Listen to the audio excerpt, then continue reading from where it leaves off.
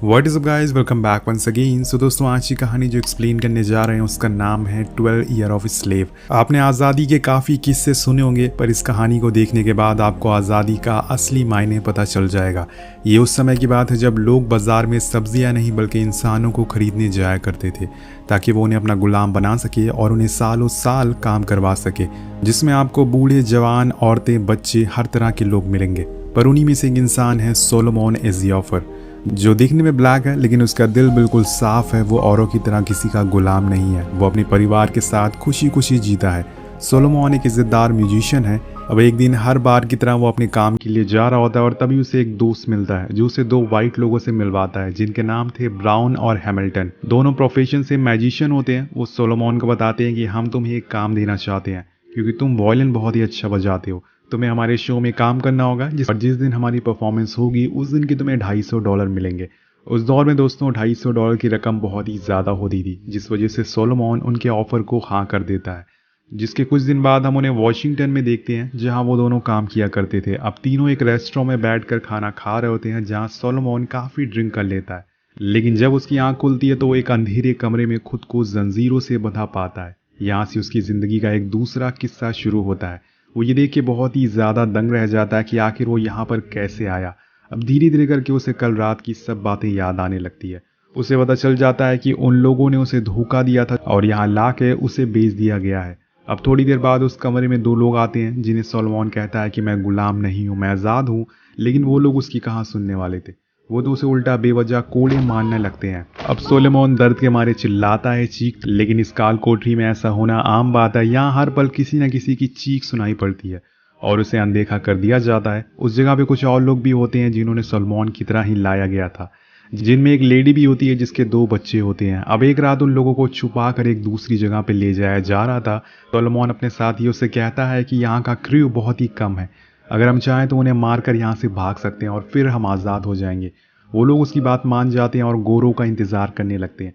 अब थोड़ी देर बाद वहाँ एक आदमी आता है जो उस ब्लैक लेडी को ज़बरदस्ती अपने साथ ले जाने लगता है, लेकिन तभी एक ब्लैक आदमी उसे पीछे से रोकने की कोशिश करता है, लेकिन बिना सोचे समझे वो वाइट आदमी उसे चाकू मार देता है। और यहाँ पर हमें पता चलता है कि उन गुलामों की कोई भी कीमत नहीं है, इन्हें जानवर की तरह रखा जाता है। अब अगले दिन सोलोमन उसकी लाश पानी में बहा देता है और उसे भी समझ आ गया था कि अगर उसे ज़रा भी आवाज़ उठाई तो वो भी पानी में अगले दिन बह रहा होगा। थोड़ी देर बाद सारे गुलाम एक जगह पहुंचते हैं जहाँ पे गुलामों के मालिक होते हैं। वहाँ सोलोमन चारों तरफ नजरें घुमाता है तो उसे हर तरफ बेबसी दिखती है। गुलाम अपनी जान की भीख मांगते हुए दिखते हैं। औरतें, बूढ़े, बच्चे, हर कोई किसी न किसी की पर्सनल प्रॉपर्टी होती है। कुछ गुलाम ऐसे भी होते हैं जिनके शरीर पे चोटों के निशान थे और इन्हें देखकर किसी की भी रूह कांप जाए।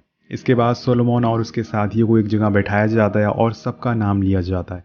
जिसका जिसका नाम आता है वो अपनी जगह से खड़ा हो जाता है और कुछ देर बाद नाम लेने वाला आदमी प्लेट नाम पुकारता है, पर कोई भी वहाँ पर खड़ा नहीं होता। वो सोलोमन के पास आता है और उसे कहता है कि तुम खड़े क्यों नहीं हुए? तो वो कहता है कि मेरा नाम प्लेट नहीं है। अब वो इसके आगे कुछ और बोलता है कि तभी वो आदमी उसे एक जोरदार थप्पड़ मारता है, जिससे सोलोमन खामोश हो जाता है और वो बिल्कुल सुन्न हो जाता है। उसे समझ नहीं आता कि अभी अभी उसके साथ क्या हुआ है। अब उसे इस बात का और ज़्यादा डर था कि आगे उसके साथ क्या होने वाला है। आगे हम देखते हैं कि सारे गुलामों को बिना कपड़ों के एक जगह खड़ा कर दिया जाता है जहां उन्हें खरीदने अमीर लोग आते हैं। आज के ज़माने में जैसे बड़े शोरूम में कपड़े लेने जाते हैं हम, वैसे ही यहाँ पे इंसानों को खरीदने लोग आए हुए हैं। अब यहाँ वो लेडी भी होती है जिसके 2 बच्चे मौजूद थे। अब उस लेडी को और सोलोमन को एक आदमी पूरे $10,000 में खरीद लेता है। जिस आदमी ने इन्हें खरीदा है उसका रोल कर रहे हैं बेनेडिक्ट कम्बरबैच, जिसको आपने डॉक्टर स्ट्रेंज मूवी में देखा होगा।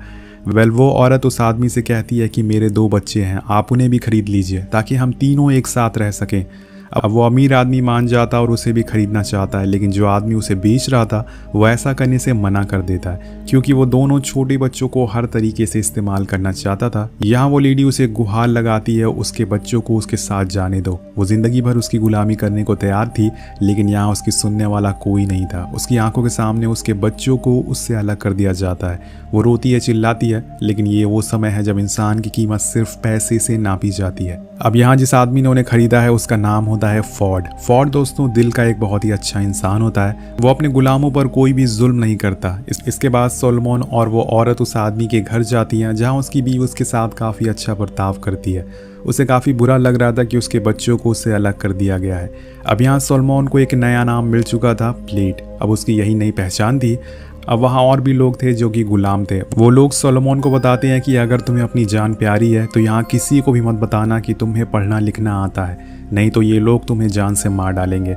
दरअसल इन सारे लोगों का काम होता है जंगल के पेड़ काट कर लकड़ियाँ इकट्ठा करना, लेकिन सोलोमन के लिए ये सब काम आसान नहीं था। वो एक पढ़ा लिखा इंसान था, उसने अपनी ज़िंदगी में ऐसा काम कभी नहीं किया था। वो एक म्यूजिशियन था, लेकिन यहाँ पर हालात कुछ और हैं। उसे अपने मालिक की हर बात माननी है और उन्हें खुश करना होगा। अब एक दिन सोलोमन फोर्ड को बताता है, जो कि उसका मालिक है, कि अगर हम लोग पानी के सहारे से लकड़ियाँ ले जाएं तो आपके पैसे और टाइम दोनों बच जाएगा। अब जो यहाँ का सुपरवाइज़र होता है वो सोलोमन को पसंद नहीं करता था, वो उसे जलता था। वो कहता है कि ऐसा कुछ नहीं हो सकता, पानी काफ़ी गहरा है और लकड़ियाँ डूब जाएंगी। पर सोलोमन कहता है कि नहीं, ऐसा पॉसिबल हो सकता है, मैं करके ऐसा दिखा सकता हूँ। तो मास्टर फोर्ड बोलते हैं कि ठीक है, अगर तुम ये कर सकते हो तो एक टीम बनाओ और मुझे करके दिखाओ। जिसके कुछ देर बाद सोलोमन मास्टर को वो नदी पार करके दिखा देता है, जिसे देखने के बाद वहाँ खड़े सभी लोग बहुत ही खुश होते हैं। अब फोर्ड भी उसे बहुत खुश होता है और उसे एक वॉयलिन गिफ्ट के तौर पे देता है, क्योंकि वो दिल से काफ़ी अच्छा इंसान था। वो गुलामों को गुलाम की तरह नहीं रखता था। पर ये सब देख के सुपरवाइज़र खुश नहीं होता। उसे लग रहा है कि सोलोमन उससे आगे निकल जाएगा। वहीं हम उस लेडी को भी देखते हैं जो अभी भी अपने बच्चों के लिए रो रही थी, और उसे देखकर सोलोमन गुस्सा होता है और कहता है कि कब तक ऐसी रोती रहोगी, इससे अच्छा कोई तरीका ढूंढो यहाँ से निकलने का, जिससे कि तुम अपने बच्चों से मिल सकोगी। आगे हम देखते हैं कि सोलोमन को एक लकड़ी का घर बनाने को दिया जाता है, जो वो काफ़ी अच्छे से बना रहा होता है। लेकिन तभी वहाँ पर सुपरवाइज़र आता है, जो उसे घर में कमियां निकालने लगता है। और सोलोमन कहता है कि आपको देखने में शायद कोई गलती हुई है, मैंने अपना काम अच्छे से किया है। ये सुन के सुपरवाइज़र को बहुत ही गुस्सा आता है और वो उसे कहता है कि तुम एक डॉग हो, और उसे एक लात मारता है। सोलोमन ये देखकर हैरान था, लेकिन वो कुछ नहीं कहता और चुपचाप वहीं खड़ा रहता है। अब अगले दिन वो सुपरवाइज़र दोबारा उसके पास आता है और फिर से कहता है कि तुम ये गलत काम कर रहे हो। सोलोमन उससे गुस्से में बोलता है कि तुम गलत हो, मैं नहीं। इस बात से वो आदमी बहुत ही ज़्यादा गुस्सा हो जाता है और सोलोमन पर हाथ उठा देता है। अब इस बार सोलोमन भी चुप नहीं बैठता, वो उसे बेल्ट से मारना शुरू कर देता है, बेल्ट। लेकिन इसी बीच वहाँ एक और सुपरवाइज़र आता है, जो दूसरे वाले सुपरवाइज़र को लेके चला जाता है और सोलोमन से बोलता है कि अगर तुम अपनी जान बचाना चाहते हो तो यहीं बैठे रहना। अब कुछ देर बाद वो दोनों एक और आदमी को लेके यहाँ पर आते हैं। अब यहाँ उसे ऐसी चीज़ की सज़ा मिलने वाली थी जो उसने कभी किया ही ना हो। वो लोग उसके गले में रस्सी डालकर एक पेड़ पर लटका देते हैं, और अगर उन्होंने रस्सी छोड़ी तो उसका दम घुट जाएगा। वो लोग उस रस्सी को छोड़ने ही वाले होते हैं कि तब तक वहाँ एक और आदमी आता है, जो उन्हें बंदूक दिखाते हुए कहता है कि ये मेरा गुलाम है, यहाँ से चले जाओ। अब वो तीनों वहाँ से चले जाते हैं, पर जाते जाते वो सुपरवाइज़र सोलोमन से बोलता है कि मैं तुझे जान से मार के ही रहूँगा। उसके जाने के बाद सोलोमन की मुश्किलें और ज़्यादा बढ़ जाती है। वो बस अपने पैर के अंगूठे के सहारे खड़ा हुआ था, अगर उसने वो हटाया तो वो मारा जाएगा। उसके पास काफ़ी लोग काम कर रहे होते हैं, लेकिन वो लोग उसे ऐसे अनदेखा कर देते हैं जैसे कि सोलोमन को कुछ हुआ ही ना हो, जैसे ये सब उनके लिए नॉर्मल हो। कुछ देर बाद वहाँ मास्टर फोर्ड आते हैं, जो उसे नीचे उतार के अपने घर ले जाते हैं। वहाँ उसे बताते हैं कि वो सुपरवाइज़र तुम्हें नहीं छोड़ेगा, इसलिए मैंने तुम्हारी जान बचाने के लिए तुम्हें एक दूसरे मास्टर को भेज दिया है, जिसका नाम है एडविन एप्स।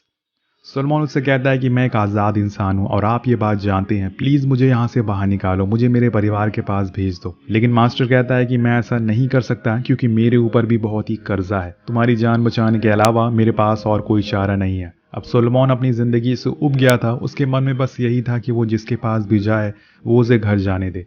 अब सीन शिफ्ट होता है और हम उसको नए मास्टर के पास देखते हैं, एडविन एप्स। तो यहाँ पर एडविन स्वभाव से मास्टर फोर्ड से बिल्कुल उल्टा था। वो गुलामों को बुरी तरह से पीटता था और उन पर जुल्म करता था। अब इस जगह पर गुलामों को रुई निकालने का काम दिया जाता है। उन्हीं में से एक पैट्सी नाम की लड़की होती है, जो उम्र में काफ़ी छोटी थी, लेकिन वो यहाँ और गुलामों से 2 गुनी रुई निकालती थी। अब हर शाम काम के बाद हिसाब लगाया जाता है। जिस किसी ने अगर 100 किलो से कम रुई निकाली तो उसे कोड़े मारे जाते थे।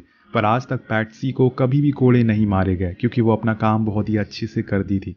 लेकिन एडविन बहुत ही बेरहम इंसान होता है, उसकी बुरी नज़र पैट्सी पर भी थी। अब एक दिन सारे गुलाम अपने कामों को पूरा करके एक नींद ले रहे थे, लेकिन उनके मालिक को सब्र नहीं है कि गुलाम ज़रा भी आराम करे।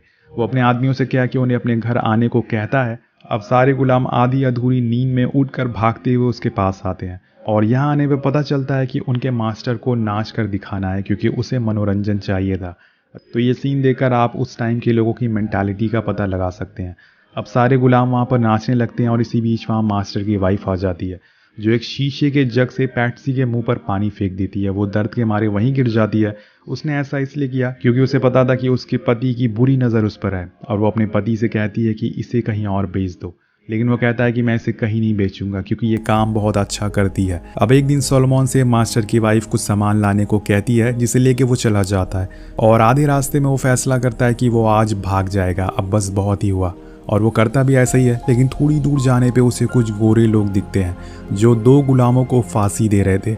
वो गोरे से पूछते हैं कि तुम किसके गुलाम हो, और सोलोमन डर कर कोई भी जवाब नहीं देता। जिसके बाद वो उसके गले में एक लॉकेट देखते हैं जिस पर उसके मास्टर का नाम लिखा था। ये वो दौर चल रहा है दोस्तों जहाँ कुत्तों के गले में पट्टा नहीं बल्कि इंसानों के गले में पट्टा डाला जाता था, इसमें उनके मालिकों के नाम लिखे हुए थे। अब इस पट्टी को देखकर वो गोरे इसे छोड़ देते हैं। जाते जाते सोलोमन उन गुलामों की आंखों में देखता है जो उसे चीख चीख कर कह रहे थे कि हम भी तेरी तरह भाग रहे थे ताकि अपने परिवार, अपने छोटे बच्चों से मिल सकें, लेकिन आज उसकी सज़ा हम भुगत रहे हैं। एक्चुअल में दोस्तों ये जो गोरे लोग हैं जो कि ये जंगल में घूम रहे हैं, ये जो भी गुलाम यहाँ से भागता था, ये भागने की कोशिश करता था, ये उसे पकड़ लेते थे और उसे फांसी पर लटका देते थे। और ऐसा ही यहाँ कुछ लोगों के साथ हो रहा था। अब ये नज़ारा देखने के बाद वो भागने की बजाय सीधा बाजार जाता है और सामान लेके मास्टर की वाइफ को दे देता है। और इसी तरह से साल बीतने लगते हैं और हर रात पैट्सी के साथ जुल्म होता है, वो भी सबके सामने। सोलोमन ये सब देख रहा था लेकिन वो कुछ भी नहीं कर सकता था। अब एक रात पैट्सी उसके पास आती है और उसे एक रिंग देते हुए कहती है कि ये मैंने मास्टर के घर से चुराई थी, तुम इसे रख लो लेकिन मेरा एक काम करवा दो। वो पूछता है कि कैसा काम? तो पैट्सी कहती है कि मुझे खेत में ले जाके जान से मार डालो, अब मैं जीना नहीं चाहती हूँ। और ये सुनकर सोलोमन की रूह कांप जाती है। तो पैट्सी कहती है कि मैं इस बेबस ज़िंदगी से अच्छा है कि मैं मर जाना चाहती हूँ, मेरे पास ज़िंदा रहने की कोई भी वजह नहीं है, हर रोज़ मैं थोड़ा थोड़ा मर रही हूँ और तुम्हें मुझे आज़ाद करना ही होगा। लेकिन सोलोमन ऐसे करने से मना कर देता और पैट्सी वहाँ से चली जाती है। तो चाहे कोई कितना भी गरीब क्यों ना हो और चाहे कोई कितना भी अमीर क्यों ना हो, भगवान सबका एक ही है। वो अपने लोगों में अंतर नहीं करता, चाहे वो गोरे हो या फिर काले हो। और आज भगवान ने पैट्सी की सुन ली थी। हम देखते हैं कि रुई की खेती में गिरावट आ जाती है और मास्टर का बहुत ही नुकसान होने लगता है, जिसे देखते हुए वो अपने सारे गुलामों को एक जज को किराए पर दे देता है। आज़ादी ना सही लेकिन इन गुलामों के लिए थोड़ा सा दर्द से राहत मिल गई थी। और जज के यहाँ इन लोगों का काम होता है गन्ने की खेती करना। और इसी बीच सोलोमन को वहाँ एक शादी में वायलिन बजाने को कहा जाता है, जो कि वो काफ़ी अच्छे से बजाता भी है। अब कुछ दिन बाद ये लोग दोबारा से अपने पुराने मास्टर के पास आ जाते हैं क्योंकि वो अब रुई की खेती फिर से शुरू होने लग गई थी। ये सारे लोग जब तक वहाँ पर थे बहुत ही ज़्यादा खुश थे, लेकिन यहाँ आते ही इनके साथ जुल्म होना शुरू हो जाता है। फिर से वही सिलसिला शुरू हो जाता है, जो सबसे कम रुई निकालेगा उसे 100 कोड़े लगाए जाते हैं। और इस लिस्ट में सोलोमन सबसे आगे रहता है, उसे ज़्यादा तक कोड़े लगते थे। अब एक दिन इनके साथ एक गोरा आदमी काम करने आता है जो किसी का गुलाम नहीं था मगर बस पैसों के लिए काम करने आया था। वो सारे गुलामों के साथ ही रहता था। धीरे धीरे करके उसके और लोगों के बीच में दोस्ती होना शुरू हो जाती है। सोलोमन उससे कहता है कि तुम मेरे लिए काम करोगे? तो वो कहता है कि क्या काम है? तो वो बोलता है कि मैं तुम्हें एक लेटर लिख के दूंगा, तुम उसे पोस्ट कर दोगे, मैं तुम्हें उसके बदले में कुछ पैसे भी दूंगा। तो वो गोरा आदमी पैसे ले लेता और मान जाता है। अब सोलोमन कहता है कि मैं तुम्हें 2 दिन बाद लेटर दे दूंगा, लेकिन वो गोरा सोलोमन को धोखा दे देता है और मालिक को सारी बातें बता देता है कि तुम्हारा एक गुलाम यहाँ से भागना चाहता है। ये जानकर उसका मालिक आता है जो कि नशे में था। वो उससे कहता है कि मैंने सुना है कि यहाँ पर कोई पढ़ा लिखा गुलाम है। तो वो कहता है कि नहीं मालिक, यहाँ ऐसा कोई नहीं है। इसके बाद वो उससे पूछता है कि मैंने सुना है कि तुम एक लेटर लिख रहे हो जिससे तुमने उस वाइट गुलाम को पोस्ट करने को दिया है। सोलोमन मना कर देता और झूठ बोलता है कि मालिक, वाइट गुलाम यहाँ का सुपरवाइज़र बनना चाहता है, इसलिए वो हम लोगों पे झूठा इल्ज़ाम लगा रहा है। उसका मालिक मान जाता और सोलोमन की जान जाते जाते बचती है। अब उसके जाने के बाद वो उस लेटर को जला देता है और यहाँ वो खुद के सामने अपनी उम्मीदों को जलते हुए देख रहा था। और ये लेटर ही उसकी एक आखिरी उम्मीद थी उसके परिवार वालों को बताने के लिए कि वो अभी भी जिंदा है। लेकिन अब वो उम्मीद भी ख़त्म हो चुकी है। वो शायद यही काम करते करते एक दिन मर जाएगा और किसी को भी पता नहीं चलेगा। अब एक दिन हम देखते हैं कि पैट्सी मालिक को बिना बताए कहीं चली जाती है। उसका मालिक उसे हर जगह ढूंढता है पर थोड़ी देर बाद वो वापस आ जाती है, जिसे देख के उसका मालिक बहुत ही ज़्यादा गुस्से से पागल हो जाता है। वो उसे मारता है पर बीच में सोलोमन आ जाता है उसे बचाने के लिए, लेकिन वो फिर भी नहीं रुकता। तब पैट्सी कहती है कि मैं शावर लेने गई थी, मेरे बदन से बदबू आ रही थी, मुझे यहाँ पर सूप नहीं मिलता। लेकिन उसके मालिक को उसकी बातों पर यकीनी उम्मीद टूटती जा रही थी। अब कुछ समय बाद वहाँ एक बैस नाम का वाइट आदमी आता है जो सिर्फ मजदूरी करने यहाँ पर कुछ पैसों के लिए आया था। उसके पास वहाँ का मालिक आता है और उसे ड्रिंक ऑफर करता है, लेकिन वो ये कहते हुए मना कर देता है कि तुम्हें सिर्फ मेरा पसीना दिख रहा है, जो ये गुलाम है तुम्हारे लिए सालों से काम कर रहे हैं, उन्हें दे दो ये ड्रिंक। लेकिन मालिक कहता है कि ये तो मेरे गुलाम है, ये जानवर से भी बदतर है, ये मेरी प्रॉपर्टी है, मैं इनके साथ चाहे जो मर्जी वो करो, लेकिन तुम एक वाइट हो और तुम मेरे दोस्त भी बन सकते हो।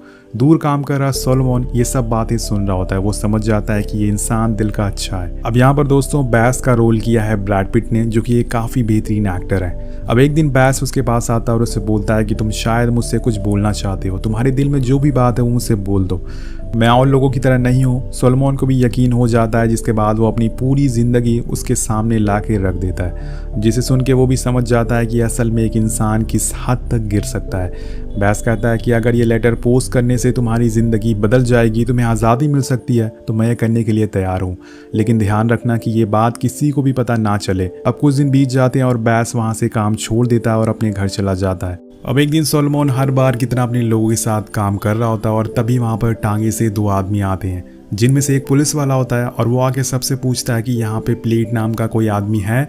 तो सोलोमन उसके पास जाता है और कहता है कि हाँ मेरा नाम ही प्लेट है। तो पुलिस वाला पूछता है कि इसके अलावा तुम्हारा कोई और भी नाम है? तो वो कहता है कि हाँ मेरा असली नाम है सोलोमन। और इसके बाद जब सोलोमन उस टांगे पर देखता है तो वो बहुत ही ज़्यादा खुश हो जाता है, क्योंकि वहाँ पर जो आदमी था वो उसे पहचान लेता है। और दोस्तों ये वही शख्स होता है जिसकी दुकान से सोलोमन अपनी फैमिली के साथ शॉपिंग किया करता था। और इसके बाद वो पुलिस वाला उससे कुछ और सवाल पूछता है जो उसकी फैमिली से रिलेटेड होते हैं, जो कि वो सही सही बता देता है। और इसी बीच वहाँ उसका मालिक आ जाता है और कहता है कि ये मेरा गुलाम है, इसे छोड़ दो। वो सोलोमन से भी कहता है कि मैं तुम्हें ज़्यादा पैसे दूंगा, तुम यहीं रुक जाओ। लेकिन सोलोमन दौड़ते हुए अपने दोस्त पीटर के पास जाता है और उसे गले से लगा लेता है।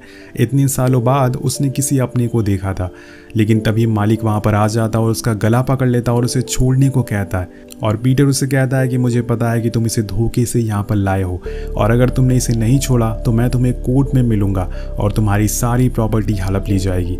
ये बोल के वो सोलोमन को ले जाने लगता है और तभी पीछे से एक आवाज़ आती है सोलोमन। वो सोचता है कि यहाँ मुझे इस नाम से कौन पुकार रहा है। तो अब वो अपने टांगे से उतरता और पीछे मुड़ता है तो वो पैट्सी थी, जो उसे गले मिलती है और खूब रोती है, क्योंकि वो यहाँ सालों से काम कर रही थी। क्योंकि सोलोमन अब जानता है कि वो पैट्सी से आखिरी बार मिल रहा है, और वो भी जानती है कि वो अब दोबारा सोलोमन को कभी देख नहीं पाएगी और शायद उसकी मौत यहीं इसी जगह पर हो जाए। अब सोलोमन की आंखों में आंसू है।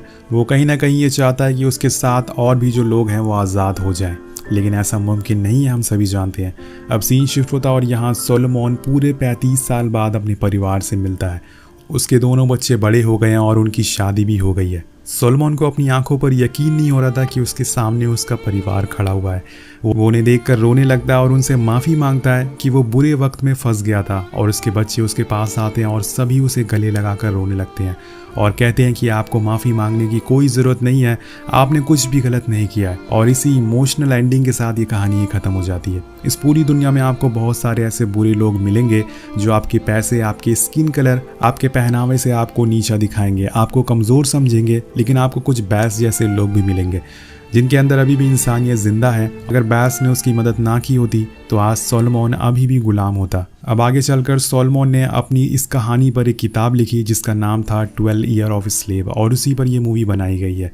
आगे चलकर उसने कई गुलामी के खिलाफ कई आंदोलन में हिस्सा भी लिया, लेकिन आज तक ये किसी को भी पता नहीं चला कि सोलोमन की मौत कहाँ हुई और उसे कहाँ दफनाया गया।